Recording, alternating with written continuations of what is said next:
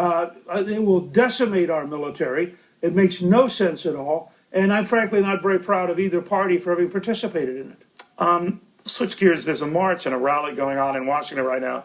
Speaker, I don't know if you're aware, they're calling it a Million Puppet March. It was originally supposed to be a Million Muppet March to protest Mitt Romney's plan to stop federal funding for PBS, of course, the Sesame Street fame, what have you. But apparently non-Muppets got ticked off. Puppets now are going to be represented there as well.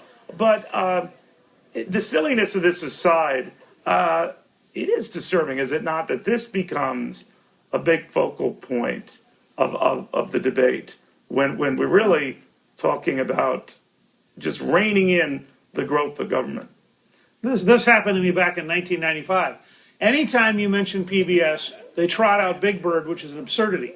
The actor who plays Big Bird gets $317,000 a year for being inside a bird suit.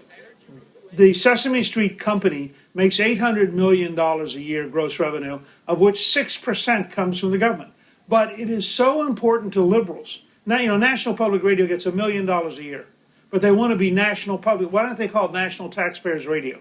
The fact is, these institutions will all survive. Nobody's talking about closing them, but they will all survive in a free society because presumably people want them to survive.